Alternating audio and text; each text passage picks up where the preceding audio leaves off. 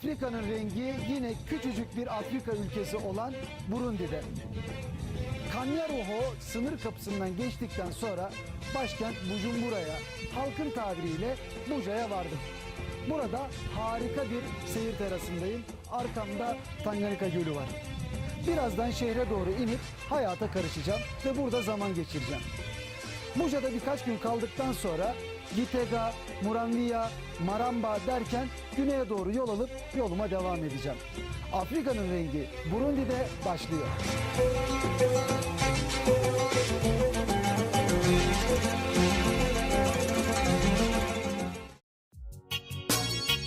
Ülke tamamen dağlık ve tepelik. Bu sebeple şehirler dışındaki yerleşimler ya yol kenarlarında ya da dağ eteklerinde seyrek evler halinde oluşmuş. Tanganyika Gölü'nün hemen yanındaki platoda konumlanmış olan başkent Bujumbura sınıra yaklaşık 150 kilometre mesafede. Şehre girer girmez daha önceden aldığım bilgiler doğrultusunda şehri ve gölü tepeden gören Seyir Tepesi'nin yolunu tuttum. Bulunduğum yerden şehrin ve gölün manzarası harika.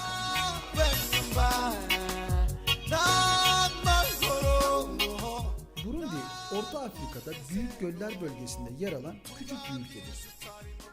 Tanzanya, Ruanda, Demokratik Kongo Cumhuriyeti ile komşudur. Nüfusunun %85'i Hutulardan, %14'ü Tutsilerden oluşur. Coğrafi olarak tamamen karayla çevrili olması ve imalat sanayinin neredeyse hiç olmaması ülkeyi tarım toplumu haline getirmiş. Ekonomide iyileşmenin dayanağı dış kazancın %80'ini oluşturan kahve. 27.830 kilometre karede yaşayan yaklaşık 7 milyon kişilik bir nüfusa sahip ülkede dini yapılanma %67 ile Hristiyanlar, %25 ile yerel dine inananlar, %10'lar Müslüman halktan oluşmakta. Ülkede resmi olarak Kirundi ve Fransızca kullanılmakta. Başkentin iç savaşın etkilerini silmeye çalıştığı çok rahatlıkla anlaşılabiliyor. Bu bölge hırsızlık olarak biraz tehlikeli. Motorum için güvenli bir park yeri ararken bayrağımızı tanıyan birinin seslenmesiyle motorumu dükkanının önüne park ettim. Burundi'nin başkenti Buja'da, Bujumbura'da sokakları gezmeye başladım ve ilk geldiğim yer şehrin tam merkezi. Burası orta noktası ve adı da Rohero. Right? Yes, Rohero. Rohero. Sonra sokaklarda geziyorum. Bayrağımızı tanıyan bir arkadaşım, biri bana seslendi. Hem de İslami dilde bizim normal ağzımıza pelesenk ettiğimiz selamun aleyküm deyip bana seslendi. Ben de döndüm. Onunla konuştum ve tanışıyoruz. Selamun aleyküm. Ve aleykümselam ve rahmetullah. What's your name? Abdurrahman Umar Salah. Ya Abdurrahman, how long time living in Burundi? I've been living in Burundi. Abdurrahman Somali orijinli ve buraya 2005 yılında gelmiş. Are you married, Abdurrahman? Yes, I'm married. Yeah. And do you have the children? Yeah, I have 12 children. How much? How many? 12. 12. 1, 2. 1, 2. 12 tane. Elhamdülillah. Maşallah. Maşallah. 12 tane çocuğu varmış. And where is your children? 7 tane çocuğu Burundi'de yaşıyor. 3 tanesi Amerika'da, 2 tanesi de Kanada'da yaşıyor. Dedim ki sen mesela bir Somalili gazeteci olsan, bir haberci olsan Burundi hakkında neler söylersin? Çok güzel ve çok huzur dolu bir ülke, harika bir ülke ve çok arkadaş canlısı insanlar var. Keyifli sohbetin ardından şehrin ortalama bir mahallesinde otel ayarlayıp kendini otelin hemen karşısındaki tozlu topraklı sokaklara attı. Afrika'nın klasik manzarası Afrika'da hiç değişmiyor. Ana caddelerde çok güzel bir hayat var, çok güzel yerleşim yerleri var. Sonra orta direk diye bir şey neredeyse hemen hemen yok. Caddeden hemen içeriye geçtiğinizde gerçek Afrika hayatı, gerçek Burundililerle karşılaşma ve tanışma imkanı her zaman var.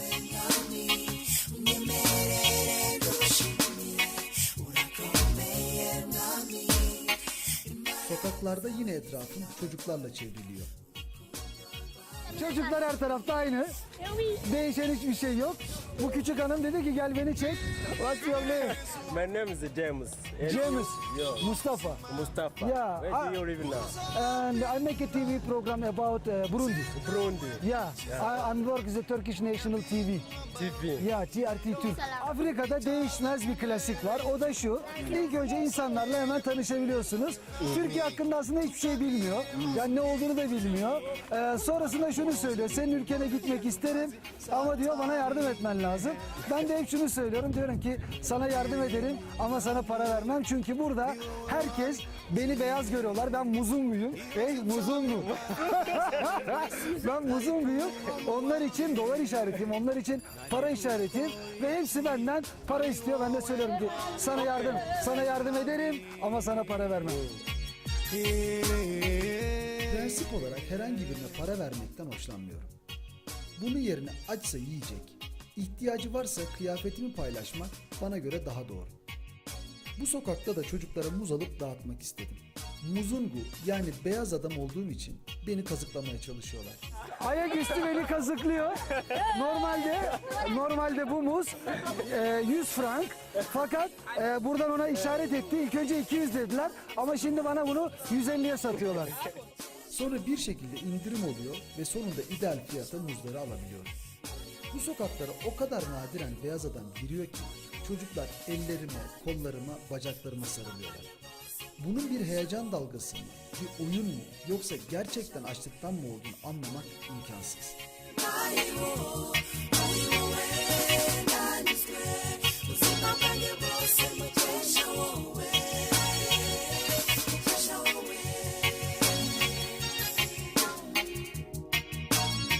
Yolda muz birası içen Burundilerin yanına gidip biraz sohbet ettim. Ne alacağımdan ne de içeceğimden sadece merak ettiğimden fiyatını sordum. Fiyat sürekli değişiyor ve artıyor. Afrika'da kural işlemeli ve beyaz adam fazla ödemeli.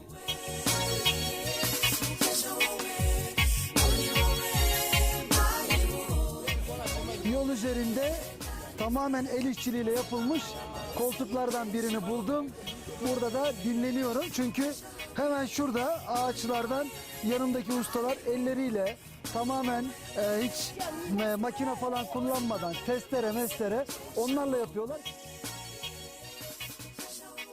Şimdi burada bir tane tahta tezgah var. Elinde bir tane testeresi var. İşte bir tane mezro ile ölçüyor, biçiyor. Ve arka tarafa baktığınızda burası gerçekten bir iş yeri, bir fabrika ve koltuklar üretiyor. Ben de işi bilirim ha. Yani yabana atılmam bu konuda.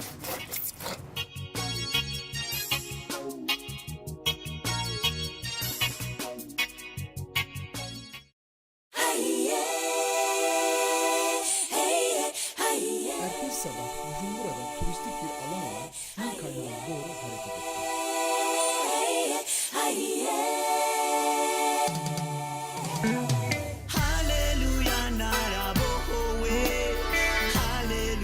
Şehrin hemen dışında halk tarımla uğraşıyor ve tarlalarında çalışıyor.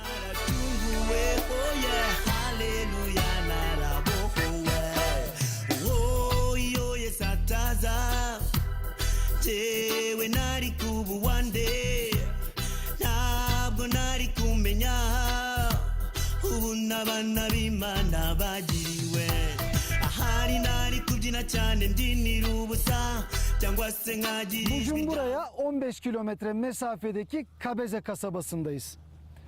Kabeze kasabasının önemi şu, burada bir tane anıt taş var. Üzerinde Livingstone ve Stanley isimleri yazılı.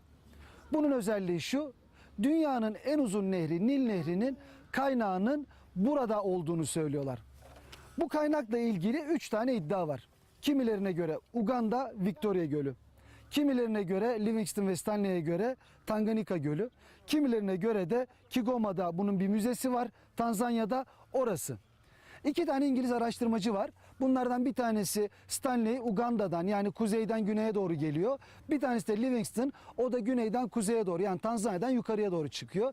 Ve ikisi Burundi'de Mugeri Nehri'nin hemen yanında buluşuyorlar ve şu iddiayı ortaya atıyorlar. Diyorlar ki Nil'in ana kaynağı burasıdır ve bu anıt taşla da bunu sabitliyorlar.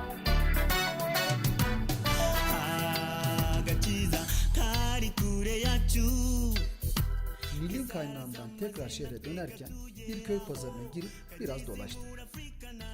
Burundi'de köy pazarı manzaraları hemen hemen hiç değişmiyor. Tahta ve derme çatma kulübeler tozlu ve topraklı sokakların üzerine sıralanmış.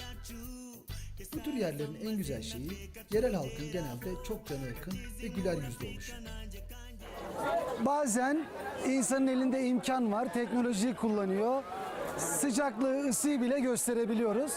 Belki de hissettiremediğimiz tek şey koku. Burası Tanganyika Gölü'nün kenarında bir köy ve pazarındayım. Balık sokağına girdim. Niyamu niyamu, adını unuttuğum diğer balıklar hepsini öğrendim. Ama koku dayanılmaz. Gerçekten dayanılmaz.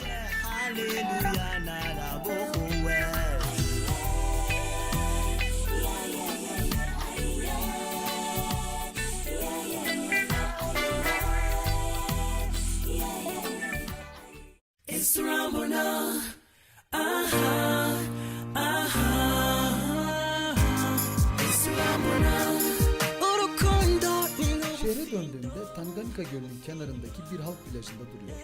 Göl kıyısı oteller ve tesisler tarafından tamamen kapatılmış. Halka açık bir yer bulmak neredeyse imkansız. Göl oldukça kirli. Kimi çocuklar gölün tadını çıkarırken kimileri de rızkının peşinde. Her ne olursa olsun bu kocaman gölün manzarası insana bir şekilde huzur veriyor. Şehri gezerken klasik ekvatoral iklimin azizliğine uğruyorum. Bir anda yağmur başlıyor.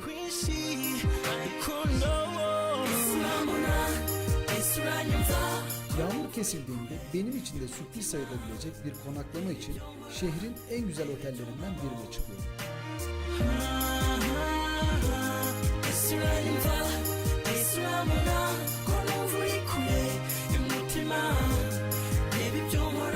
Otelin manzarası da, konforu da benim için mükemmel seviyede. Ben de elime geçen bu fırsatı sonuna kadar değerlendirip üzerimdeki ayların yorgunluğunu atmaya çalıştım. Burundi'nin başkenti Bujumbura'dayım ve çok güzel bir otele yerleştim. Ben normalde daha halkın, daha toplumun yaşadığı yerlerde dolaşıyorum. Daha arka sokaklara gidiyorum ama ara sıra da böyle fırsatları kaçırmıyorum. Bu otelin sahibiyle aşağıda motorumla gezerken tanıştım. O da bana bir jest yaptı ve otelinde kalabileceğimi söyledi. Ben de birazcık indirimli fiyattan faydalanıp gerçekten bu güzel otelde kalmayı tercih ettim. Bendeki değişikliği de görüyorsunuz. Otele gelirken uzun beyaz sakallarım vardı. Sakallarımı kestim çünkü sıcak su buldum. Gerçekten çok güzel bir konfor buldum. Bugün kendimi tamamen dinlenmeye adadım.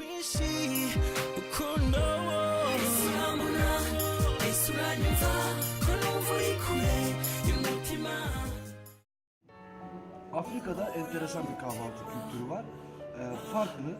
Somaliland'da bana geleneksel kahvaltı diye şekerli çay ve ekmek vermişler. Ben de şaşırmıştım ya. Hani ne kadar fakir bir ülke diye ama daha aşağılara inmeye başladığımda hemen hemen geçtiğim bütün ülkelerde bütün kahvaltı sistemi, tekniği aynı. Çay veya kahve, ekmek içine donduruyorsunuz, yiyorsunuz. Kahvaltıdan sonra şehre inip Desire ile biraz vakit geçirdim. Bujumbura'da yanımda çok önemli bir konuğum var, Desire. Desire, Bujumbura'da çok önemli bir göreve sahip. Dışişleri Bakanlığı'nda üst düzey bir yönetici ve Avrupa ülkeleriyle ilişkileri yöneten grubun, departmanın başındaki kişi.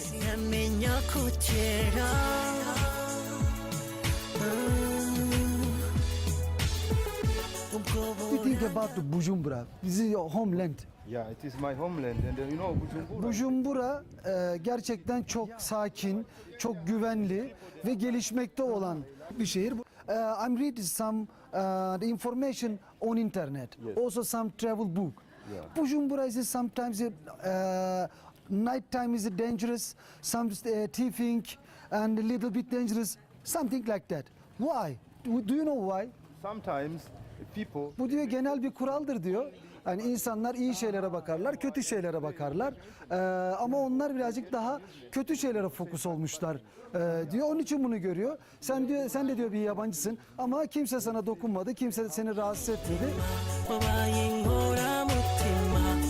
Burundi'nin başkenti Bujumbura'da çok özel bir davetteyiz. Burundi 1962 yılında bağımsızlığını kazanmış bir ülke.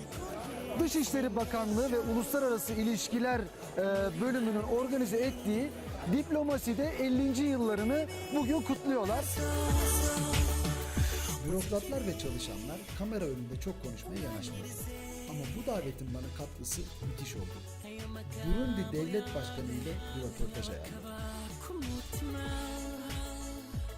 Sabah gün doğarken başkanla röportaj için İngiza'ya doğru yola çıktım. Gördüğüm bir şey beni çok etkiledi. Sabahın bu erken saatlerinde genç, yaşlı, kadın, erkek, kıyafeti uygun olan olmayan birçok Burundili sokaklarda spor yapıyor. Bu sporda devlet başkanının futbola ve spor olan düşkünlüğünde payı var sanırım.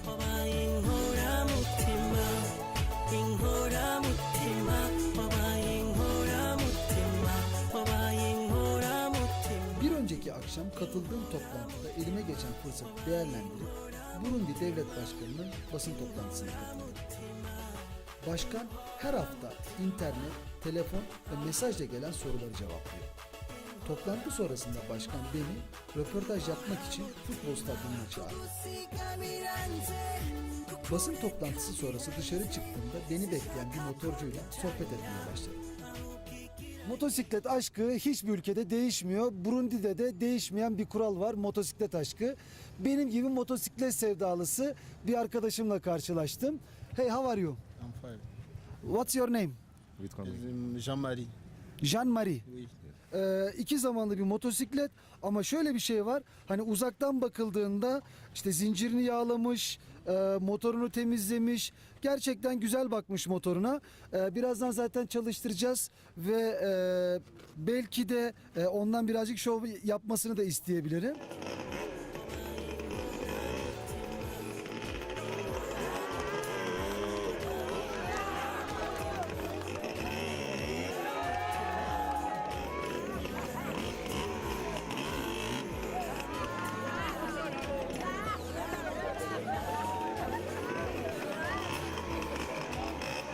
Onun yeteneklerini, benim de yeteneksizliğimi sergilediğim şovdan sonra dostça kucaklaşıp başkanla röportaj için oradan ayrıldık.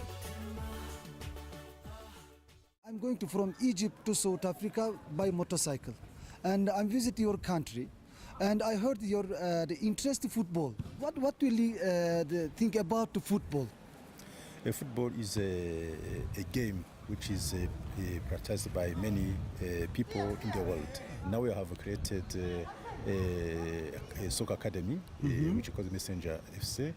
It means that soccer is not considered as the only sport today, but it's also a business because it creates many jobs for many people, and can say that soccer is a tool for peace and development in the world. Your favorite team? Maybe you like the La Liga or Bundesliga? I was visiting your country and I have seen that you have also in Turkey a good team. Galatasaray is a good team. I'm fan also.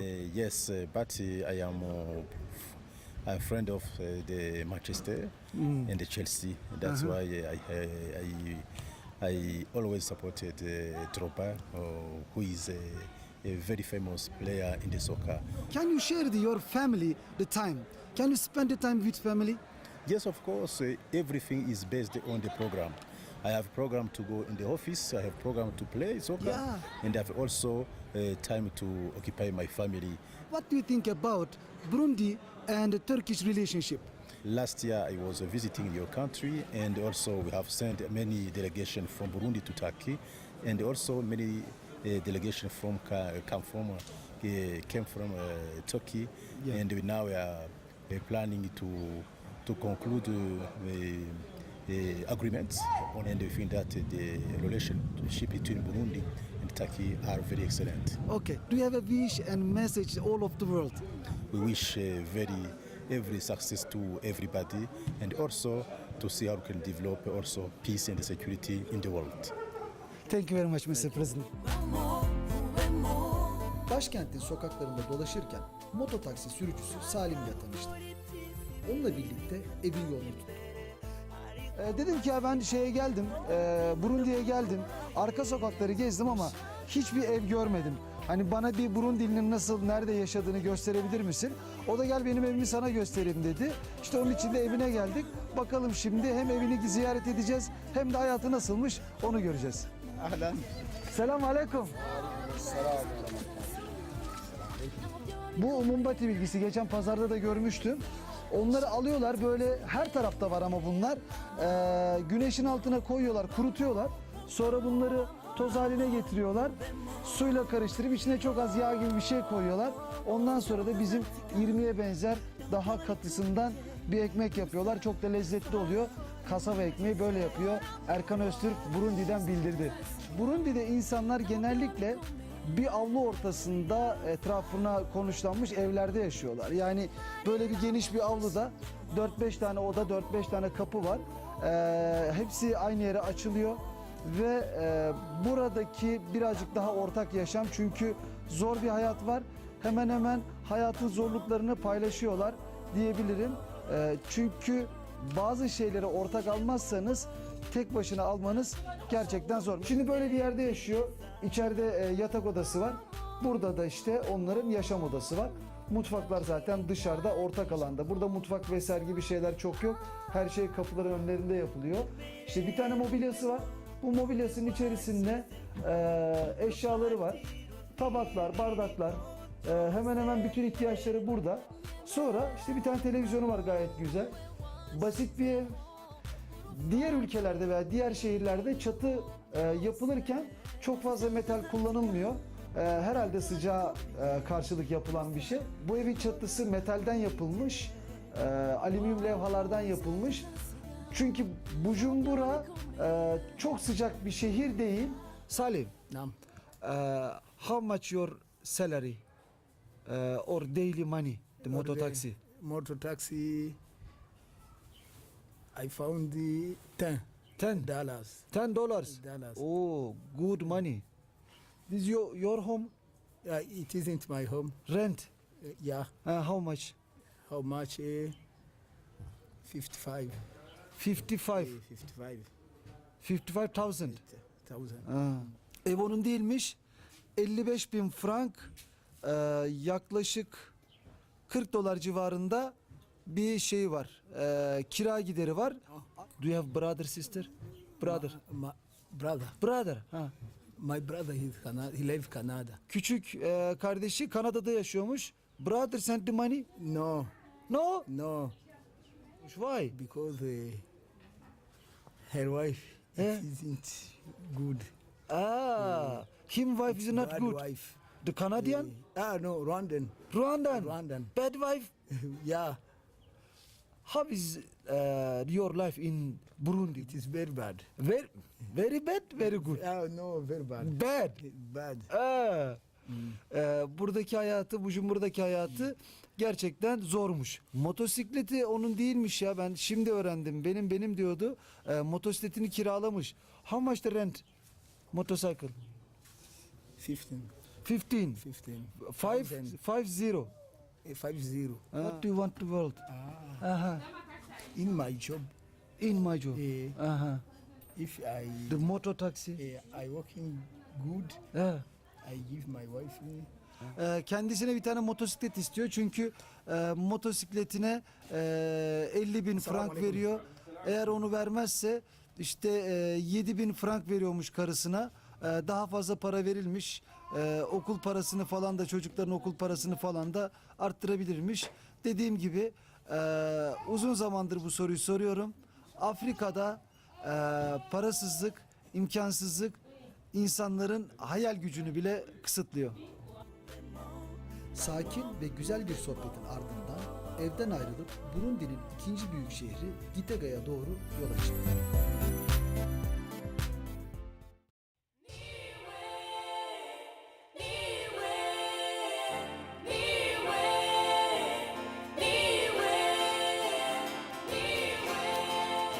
Çok da sakin olmayan yollarda alışık olduğum manzaralarla devam ederken hiç de alışık olmadığım, hatta hayatımda ilk kez karşılaştığım albino bir Afrikalı zenci çocuk gördüm.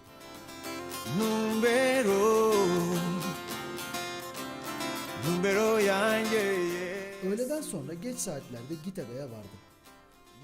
Gitega, Burundi'nin ikinci en büyük şehri. Şehirde genelde Müslüman ağırlıklı insanlar yaşamakta. İkinci büyük şehir olmasına rağmen Bujumbura standartlarından çok ama çok uzakta. Ana yol dışında şehirde asfalt yol yok. Yakıt ihtiyacımı karşılamak için bulduğum şehirde yaşayan bir Hintli aileyle tanışma fırsatı buldum. Bir dükkana geldim ve Nebil'le tanıştım. Nebil Hindistanlı ve eşi de Hindistanlı. Burada birçok Hindu yaşıyor. How long been here living in Burundi? 2002 yılında direkt Gitega'ya gelip yerleşmiş. Did you see the other city? Yes. Bütün şehirlerini görmüş Burundi'nin. Can you compare for example Bujumbura and Gitega?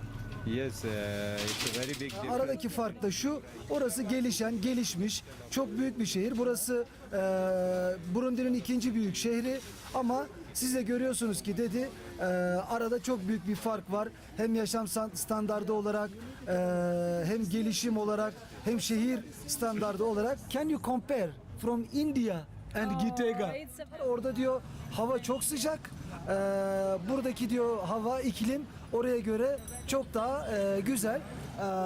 Which country is good for you? India or Burundi? Burada istediği sebzeleri bulabiliyormuş ve her şeyin taze olduğunu ve doğal olarak yetiştirildiğini söylüyor. And which country is expensive? Oh, of course here it's Tabii ki de Burundi pahalı. You are a boss, okay? How is the Burundian worker situation? Is a hard worker or so slow something? No, they are- Gitega'da çok ciddi bir rekabet varmış ve onun içinde işleri birazcık zormuş. Gerçekten çok iyi çalıştıklarını söylediler. No, no. But you are the work home and shop. What do you think? all Bütün kadınlar aynı. Bütün kadınlar hem evde hem de dükkanda çalışıyorlar. Who is the leader? Your home. is a little No, it's a Tabii ki de kocam. Fakat Nebil dedi ki bu bir takım oyunu. Evimizde hani biz beraber yaşıyoruz ve yani başarılı bir karı kocayız. Do you have any wish or message all of the world? If hayatınızın tadını çıkartın.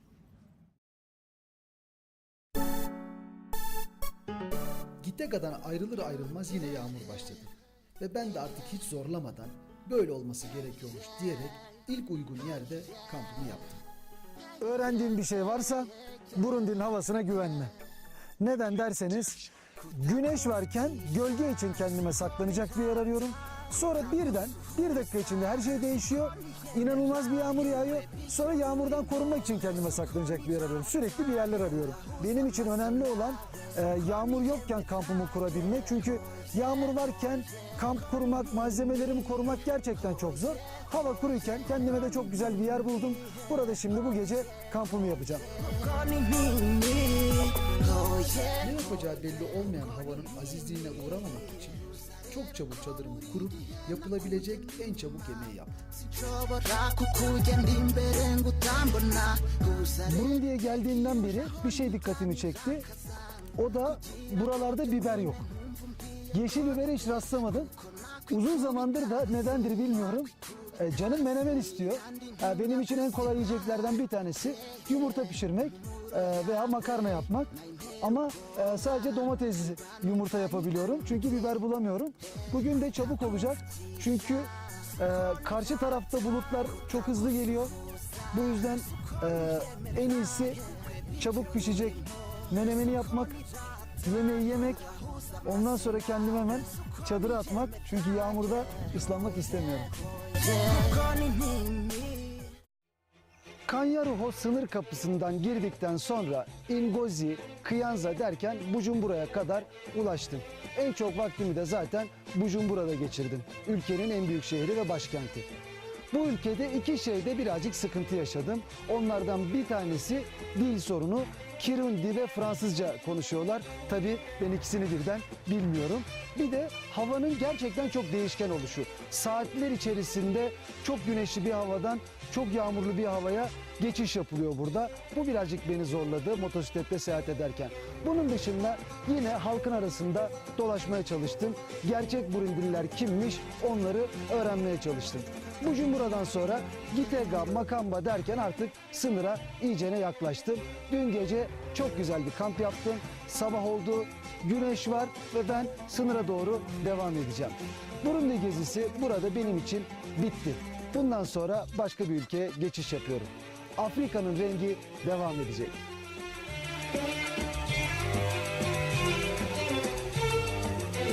Yola çıkıp sınır kasabasına geldiğimde başka bir ülke ve başka bir macera beni bekliyordu. Benim maceram sizlerin keyfi olsun.